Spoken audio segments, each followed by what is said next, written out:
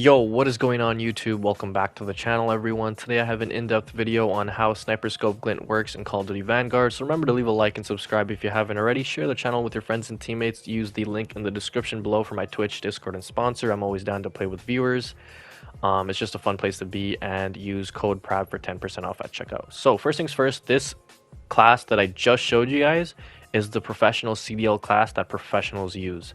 So this class does have sniper scope glint, but another thing I need to tell you guys, any optic that has sniper scope glint will only work if you're 10 meters and farther away from your enemy. If you are 10 meters and closer to your enemy, there will be no sniper scope glint. Any default sniper sight for any sniper has optic glint. All right, and as it goes for any iron sight and any normal sight like this one has no optic glint.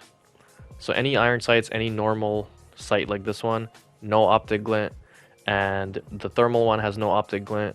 The only optics that have sniper scope glint are the normal default scopes that come with the snipers, or when you're choosing your optic, it'll tell you specifically in red letters, sniper scope glint will be visible to enemies in red letters.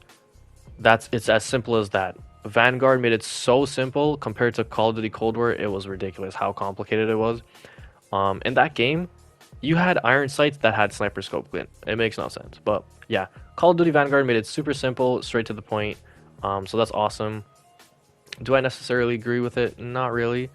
But it is what it is. I don't care because it's simple. So I mean, whatever. As long as the normal default scopes have glint, and then like other like high scope, high optic, high zoom scopes have glint or whatever, that makes sense. So anyways, but yeah, just to recap, any normal sight, any iron sight has no optic glint. The default scope has an optic glint. And if any other scopes do have an optic glint, in the optics attachment section, it'll say in red letters, optic glint will be visible to enemies. And as you guys can see right now on screen, I'm showing you guys like the area in which, like the cone in which your flashlight is visible. So basically in this game, your flashlight or your optic glint it's like a cone. All right, so it's a cone. So right where you are standing, that's where it's at the smallest, and then the farther away your enemy is, the more easier it is for them to see your flashlight. So compared, if they were like 100 meters away from you, they could see your flashlight in a much wider span compared to if they were like 20 meters away from you, their span would be a lot smaller, right?